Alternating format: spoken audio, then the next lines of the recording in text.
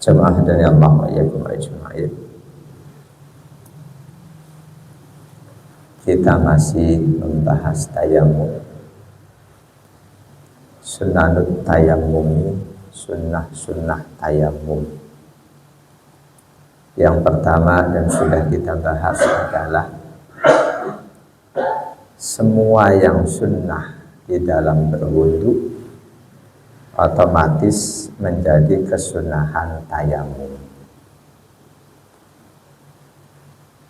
Semua yang sunnah dalam berwudu menjadi kesunahan tayamum. Membaca basmalah di awal, ketika mengusap wajah, usap dari yang atas dulu, baru bawah ke bawah. Wudu pun demikian. Dahulukan yang kanan sebelum yang kiri. Lebihkan dalam mengusap. Wudu, usap muka. Batasan muka kita tahu sunnah dilebihkan. Membasuh tangan sunnah dilebihkan. Membasuh kaki pun demikian. Tayamum pun dalam mengusap wajah, mengusap tangan, sunnah dilebihkan. Lalu dalam wudu sunnah terus menerus, bukan wajib. Dari membasuh wajah sampai membasuh kaki terus menerus non-stop, itu sunnah, bukan wajib. Artinya kalau toh terpaksa diselingi dengan aktivitas lain, asalkan masih dalam batas wajar, boleh. Kita basuh, baru membasuh wajah, tiba-tiba ada tamu atau keluarga pulang pas lagi hujan, pengen buru-buru bukain pintu, kita bukain pintu. Selesai itu kita terusin membasuh kedua tangan, boleh. Asalkan antara basuhan yang duluan dan berikutnya tidak terselang lama. Kalau lama basuh wajah pagi jam 8, baru basuh tangannya nanti jam 9 misal, itu sudah harus diulang dari awal. Jadi terus menerus di dalam berwudu sunnah, dalam tayamum pun sunnah. Demikian juga selesai wudu kita sunnah baca syahadat, asyhadu an la ilaha illallah wahdahu la syarikalah wa asyhadu anna muhammadan abduhu wa rasuluh. Lalu doa, Allahumma ij'alni minat tawwabin, dan selanjutnya tayamum pun sunnah.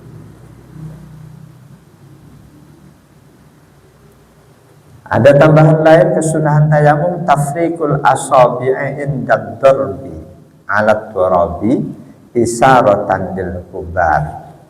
Ketika kita akan sentuh debu, sunnah jari-jari kita renggangkan. Kalau wudu enggak perlu direnggangkan, biasa aja. Tapi dalam tayamum kita sentuh debu, sunnah direnggangkan. Untuk memastikan debu itu mengenai seluruh bagian telapak tangan yang akan kita gunakan untuk mengusap wajah. Wasti'abul wajhi bidorbatin wahidatin wa kadzalikal yadain. Dan juga sunnah mengusap wajah dengan satu usapan debu tadi. Sekali pegang debu untuk wajah, nanti sekali pegang debu lagi untuk kedua tangan.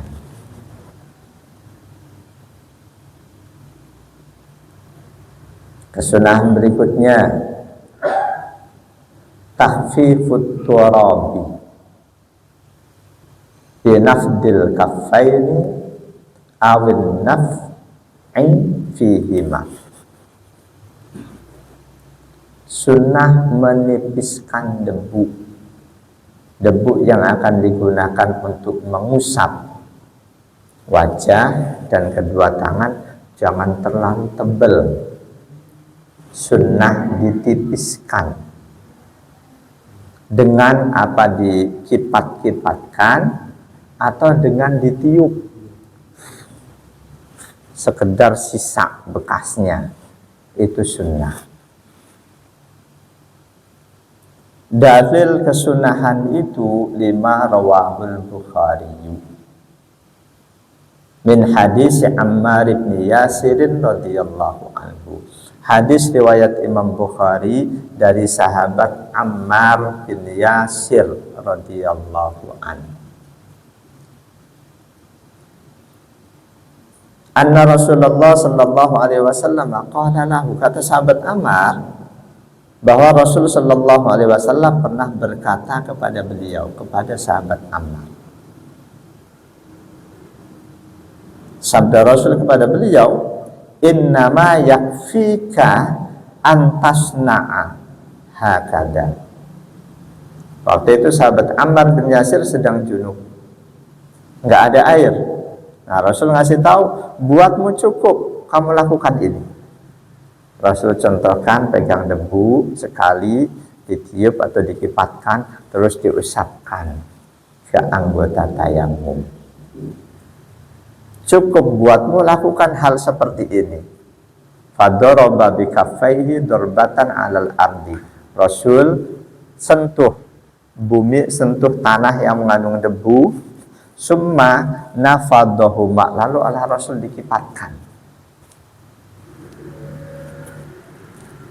Wa fi riwayatin ukhra, di riwayat yang lain, wa nafakha fihi ma, Rasul tiup kedua telapak tangan beliau yang masih menempel debu. Sesudah beliau kipatkan atau beliau tiup, summa masaha bihima, lalu digunakan untuk mengusap wajah, mengusap kedua telapak tangan. Hadis tadi itu sepotong itu. Nggak cuma Bukhari, diriwayatkan oleh Imam Muslim juga nomor 844, Imam Bukhari 347, dan Imam Abu Dawud. Bahkan di materi lengkap hadis itu ada hal yang perlu kita ketahui lebih jauh.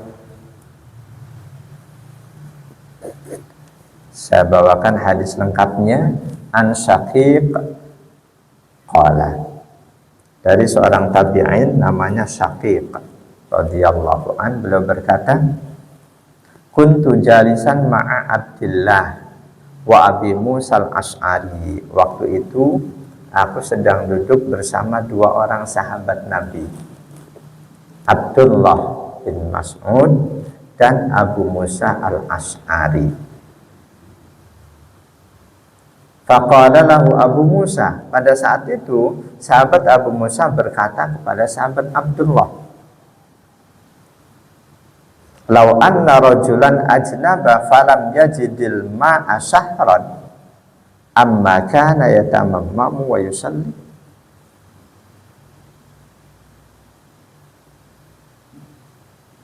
Fa kaifa tasna'una bihadil ayati fi suratil Maidah falam tajidu ma'an fatayammamu sa'idan thayyiban. Kata sahabat Abu Musa kepada sahabat Abdullah, andaikan ada seseorang yang junub, lalu dia tidak memperoleh air selama sebulan penuh, bukankah dia tetap boleh tayamum dan sholat?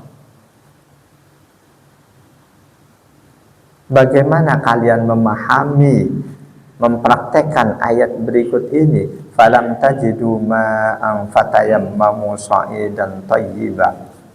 Ada di Al-Maidah, ada di Al-An'am.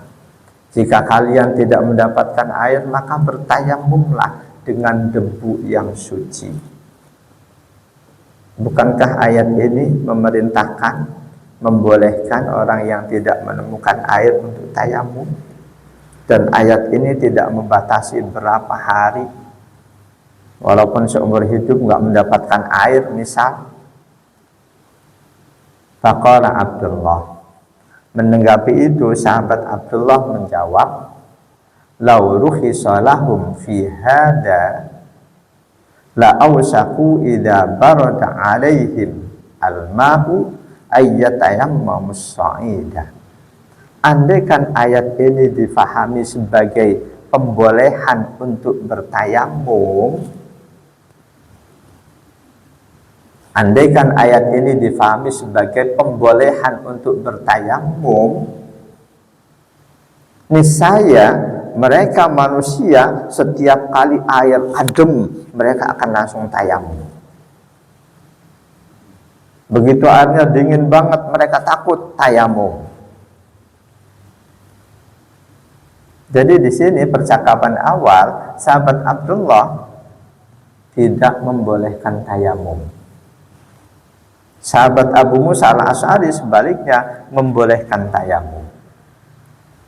Alasan sahabat Abdullah, kalau tayamum dibolehkan, nanti dikhawatirkan umat Islam begitu airnya dingin mereka tayamum, air dingin tayamum. Tentu ketika dua orang sahabat ini berdiskusi, seorang tabi'in syakik nyeletuk menimpali, wa inna ma karitum hada lidha. Jadi engkau wahai sahabat Abdullah nggak suka tayamum karena alasan ini, karena takut nanti umat Islam bentar-bentar tayamum begitu. Qala sahabat Abdullah menjawab na'am, iya. Jadi pada mulanya sahabat Abdullah itu beliau tidak suka tayamum karena khawatir nanti umat Islam menjadikan tayamum sebagai alasan. Begitu musim dingin air membeku lebih-lebih tayamum. Mengetahui kekhawatiran sahabat Abdullah itu, faqala Abu Musa, sahabat Abu Musa pun melanjutkan penjelasan beliau. Alam tasma' qaula Ammar li Umar. Tidakkah kamu perhatikan dulu perdebatan antara Ammar bin Yasir dengan Umar bin Khattab?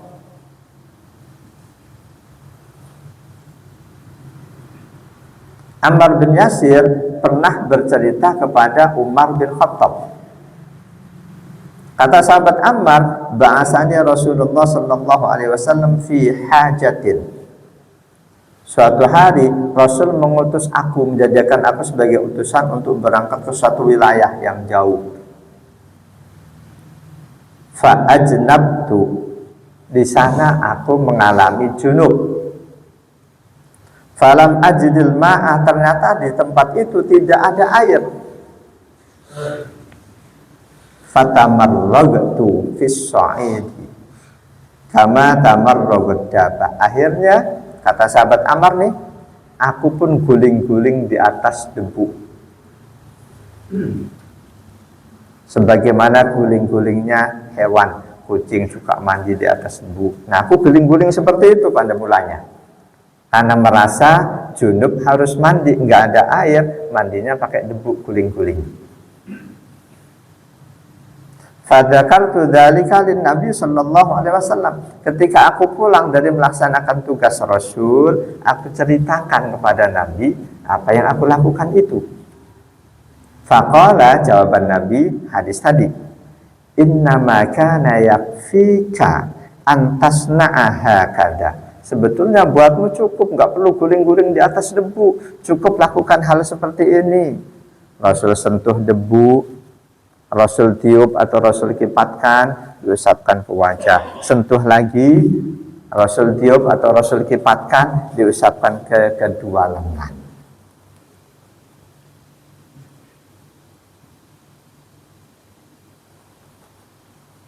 Jadi ini dalil dibawakan oleh sahabat Abu Musa al-Asy'ari untuk menegaskan bahwa tayamum itu salah satu ajaran Islam. Ketika mendengar penjelasan itu, faqala Abdullah, sahabat Abdullah tetap kekeh tidak menyukai tayamum. Kata sahabat Abdullah, afalam tara Umaru lam yakna biqauli Ammar. Memang kamu tahu bagaimana sikap Umar ketika mendapatkan penjelasan dari sahabat Ammar bin Yasir?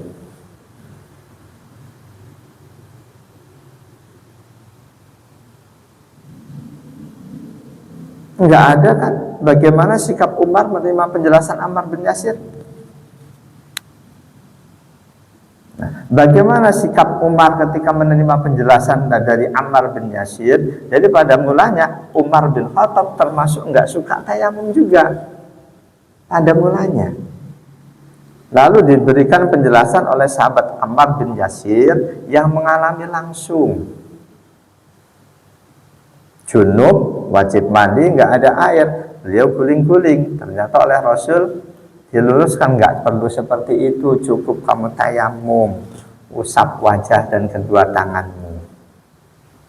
Ketika Ammar bin Yasir cerita hal ini kepada Umar bin Khattab, memang enggak ada informasi bagaimana tanggapan Umar. Umar bin Khattab diam.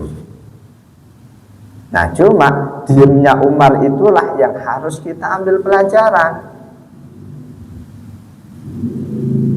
Dalam kitab At-Tamhid fil Muwatta,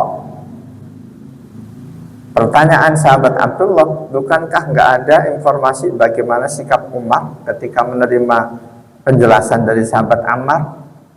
Jawabannya, anna Umar kana yadhabu ila annal junuba la yujzihi illa al-ghuslah bil ma'. Pada mulanya Umar bin Khattab berpandangan bahwa siapapun yang junub ya harus mandi, nggak cukup cuma tayamum. Pada mulanya nih Umar bin Khattab radhiyallahu an berpandangan bahwa orang yang junub tidak cukup cuma dengan tayamum, melainkan dia harus mandi dengan air. Falamma ahbarahu Ammar 'an Nabi sallallahu alaihi wasallam bi anna tayammuma yakfihi sakata anhu wa la yanhahu. Ketika sahabat Umar bin Khattab mendengar informasi dari sahabat Ammar bin Yasir bahwa tayamum itu bisa untuk pengganti mandi, sahabat Umar diam dan tidak melarang sahabat Ammar bin Yasir. Jadi sahabat Umar tidak mendapatkan informasi langsung dari Rasul bahwa tayamum itu untuk mandi, untuk pengganti junub mandi. Informasinya didapat dari sahabat Ammar bin Yasir. Sahabat Umar diam, tidak komen apapun, sekaligus walayyanhahu, beliau sahabat Umar tidak melarang, tidak menyalahkan sahabat Ammar bin Yasir. Falamma lam yanhahu, ketika sahabat waktu itu Umar jadi khalifah. Ketika Khalifah Umar bin Khattab diam, alamna annahu qad waqa'a bi qalbihi tasdiqu Ammar. Itu menunjukkan bahwa dalam hati beliau membenarkan sahabat Ammar bin Yasir. Sahabat Nabi, apalagi Umar bin Khattab, kalau ada orang salah pasti langsung ditegur. Ketika beliau diam, tanda beliau setuju. Jadi setuju nggak harus dengan omongan ya udah aku setuju, nggak harus. Li'anna Ammaran qala lahu in syi'ta lam adkurhu. Pada saat itu sahabat Ammar ngomong, jika Tuhan mau aku rahasiakan ini, aku tidak beritahukan kepada sahabat yang lain. Dan ternyata sahabat Khalifah Umar bin Khattab tidak melarang sahabat Ammar untuk menyampaikan hadis yang beliau dapat dari Rasul kepada umat Islam yang lain. Jadi pada mulanya Umar bin Khattab tidak sepakat orang yang junub cuma tayamum. Pandangan itu rupanya dipegang juga oleh sahabat Abdullah bin Mas'ud. Sehingga sahabat Abdullah bin Mas'ud sempat debat dengan sahabat Abu Musa al-Asy'ari. Jamaah radhiyallahu wa iyyakum ajma'in. Walau waqa'a fi qalbihi taqdidu Ammarin tanahahu. Andaikan di dalam hati Khalifah Umar bin Khattab beliau menganggap sahabat Ammar bin Yasir salah, lanahahu, pasti sahabat Ammar bin Yasir akan beliau larang menyampaikan hadis itu kepada yang lain. Pasti. Lamma kana Allah qad ja'ala fi qalbi min ta'dimi hurumatillah. Apalagi Allah sudah menganugerahkan ke dalam hati Umar bin Khattab untuk selalu mengagungkan, memuliakan syiar-syiar Allah, memuliakan, mensyiarkan apapun yang Allah perintahkan, menyampaikan apapun yang Allah larang. Wala syai'a a'dhama minas shalah, dan tidak ada syiar yang lebih agung dibanding salat. Wa ghairu mutawahhimin ala Umar ay yaskuta ala salatin tusalla indahu bi ghairi taharatin. Dan tidak mungkin ketika ada orang sholat dalam kondisi tidak suci di dekat Umar kok didiemin, itu nggak mungkin. Bahwa khalifatul mas'ulu anil amah, apalagi posisi beliau sebagai khalifah yang punya tanggung jawab terhadap seluruh rakyat. Jadi khalifah, pemimpin, itu termasuk ketika ada rakyatnya yang nggak ibadah, nanti dia akan dimintai tanggung jawabnya di hadapan Allah. Jadi seorang muslim yang jadi pemimpin itu akan dimintai tanggung jawabnya, nggak cuma urusan duniawi, urusan agama. Jadi RT, penduduknya muslim banyak nggak sholat, nanti di akhirat hati-hati itu. Kalau sadar itu, saya walaupun jadi RT digaji 10 juta nggak mau. Nah itu RT, RW, lurah, camat, presiden harus kerjasama dengan ulama. Lancarin tugas ulama menasihati masyarakat, rakyat. Dari tugas pemerintah, pemimpin, gak cuma urusan duniawi, urusan ukhrawi.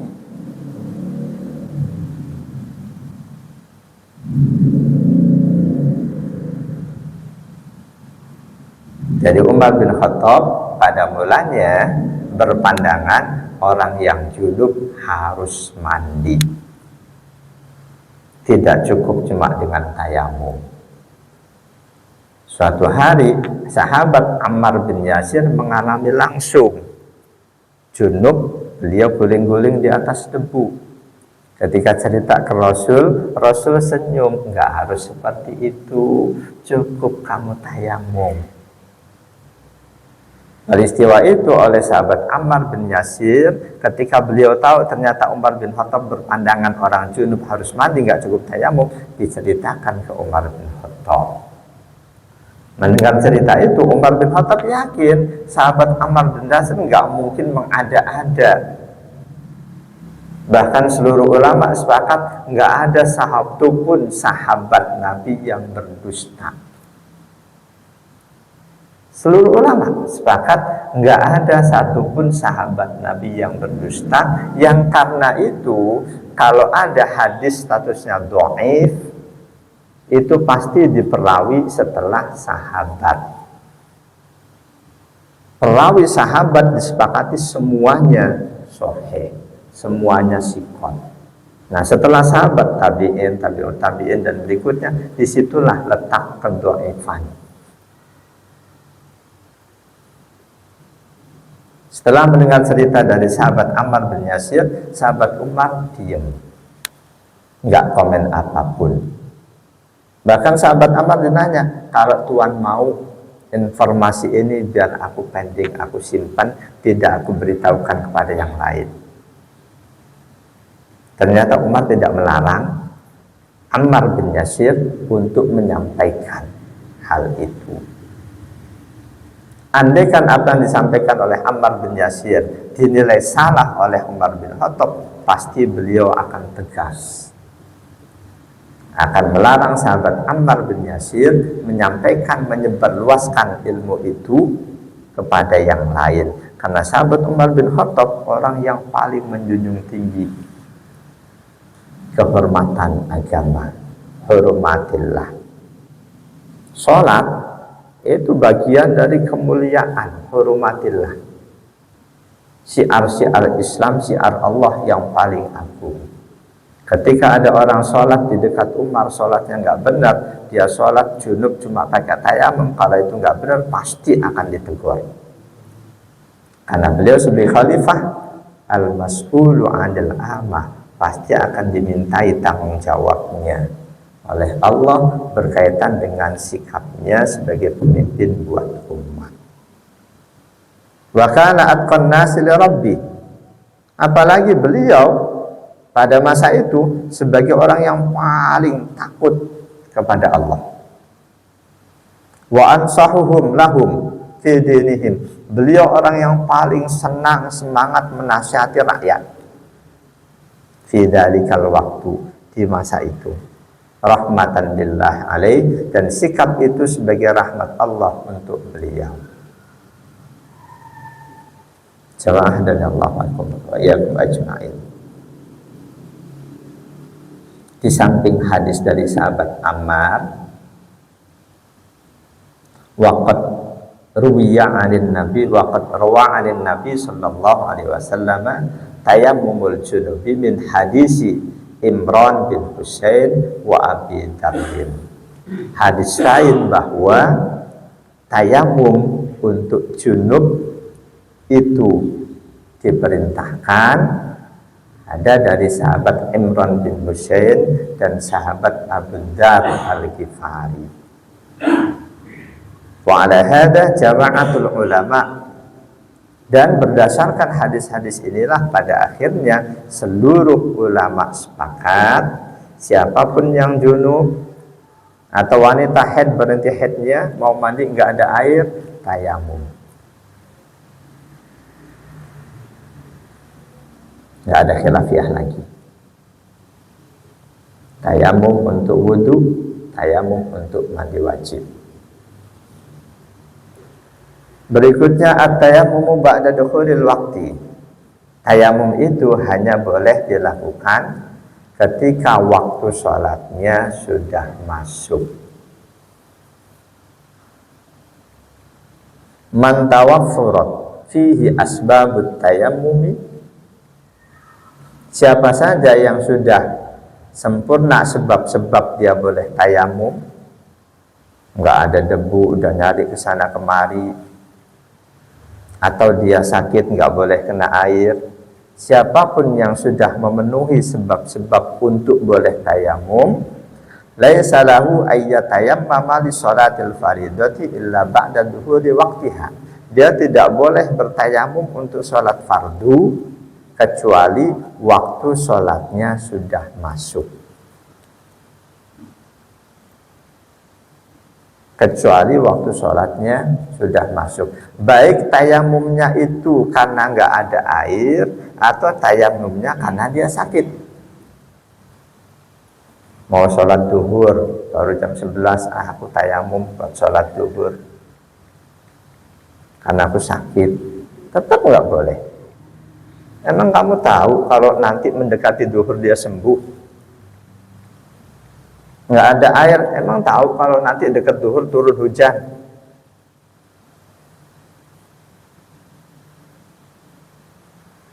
Jadi tayamum untuk sholat wajib, sholat yang ada waktunya, tidak boleh dilakukan kecuali waktu sholatnya sudah tiba.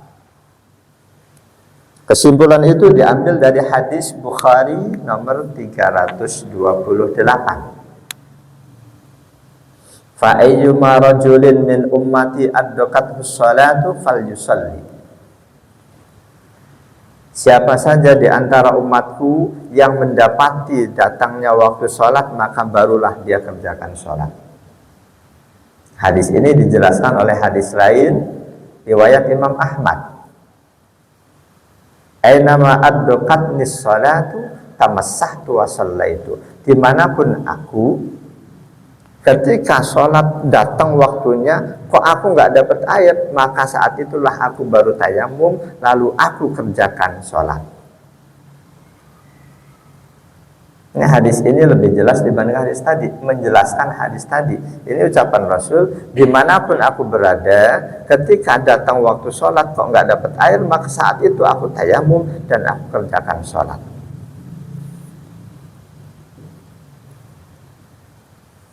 Kata ulama madhab Syafi'i, faqad dallatir riwayatani ala anna tayammuma yakunu inda idrakis sholat. Sungguh dua riwayat tadi menunjukkan bahwa tayamum itu dilakukan ketika sudah datang waktu sholat. Ketika seseorang sudah mendapati kewajiban sholat, wala yakunu idrakus sholati illa ba'da dukhuli waktuha. Dan mendapatkan kewajiban sholat tidak terjadi kecuali waktu sholatnya sudah tiba. Kita nggak wajib sholat isya karena memang belum waktunya. Begitu tiba waktunya baru wajib sholat isya.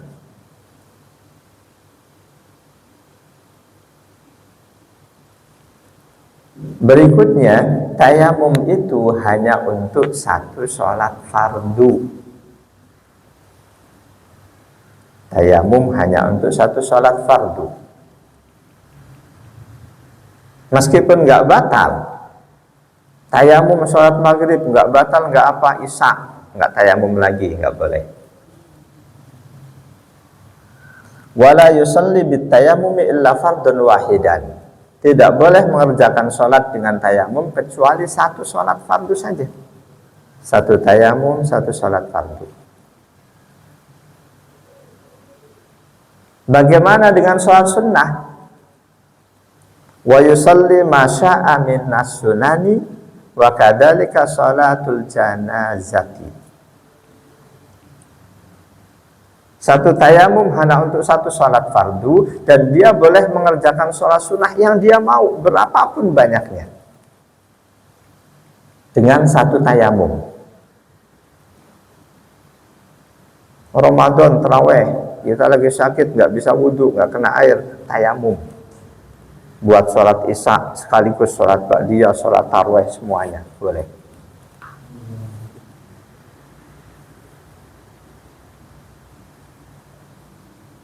Fa'idha arada ayyusalliya fardun akhara tayammama. Apabila dia hendak mengerjakan salat fardu yang lain, dia harus tayamum lagi. Wa illam yuhdis ba'da tayammumil awal, meskipun dia tidak berhadas sesudah tayamum yang tadi. Habis tayamum yang tadi dia nggak sentuh wanita, dia nggak kentut, dia nggak kencing, dia nggak berhadas, tetap harus tayamum lagi. Wasawa'un kanatis sholatu adaan au qada'an. Enggak beda apakah sholat wajibnya itu sholat langsung adaan atau sholat bayar utang qada'an. Kita bayar utang mau ngerjain sekaligus 3 sholat tayamum. Selesai salam tayamum lagi, salam tayamum lagi. Sedangkan untuk sholat sunnah silahkan sebanyak dia mau. Ketentuan itu bahwa satu tayamum hanya untuk satu sholat wajib, rawal Baihaqiyyu bi isnadin sahihin. Imam Al-Baihaqi meriwayatkan dengan sanad sahih. An Ibnu Umar radhiyallahu anhuma, dari sahabat Abdullah bin Umar radhiyallahu anhuma.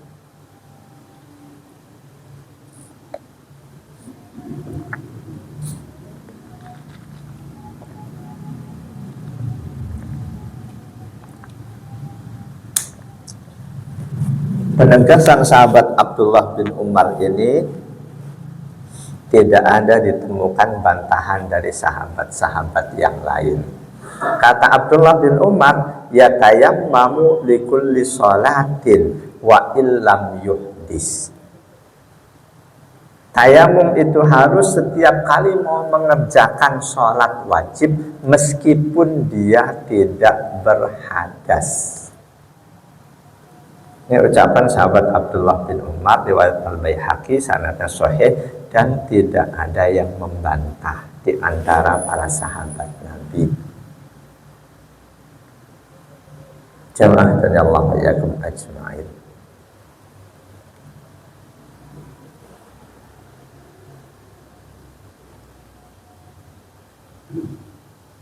Jadi tayamum sebagai pengganti mandi, ada mulanya ada sahabat yang tidak setuju.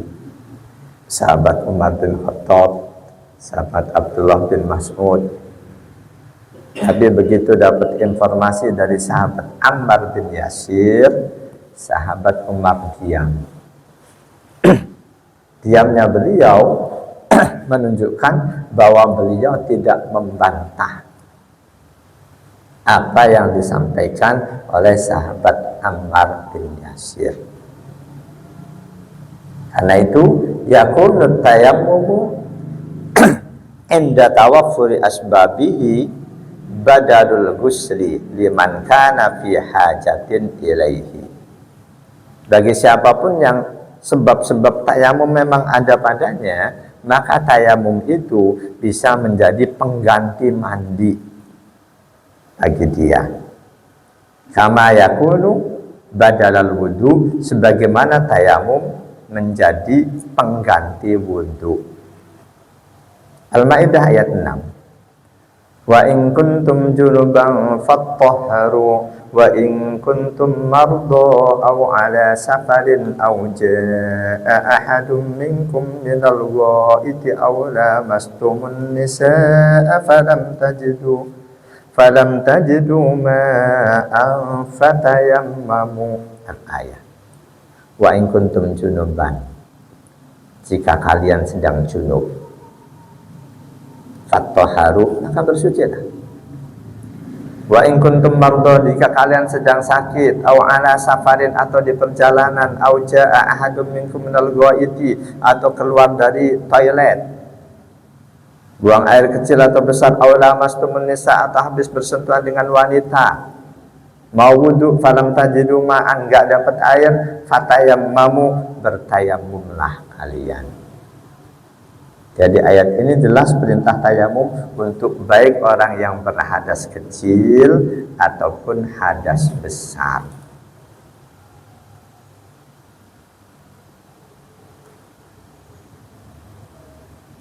Lantas apa saja yang membatalkan tayamum? Insya Allah kita lanjutkan di kesempatan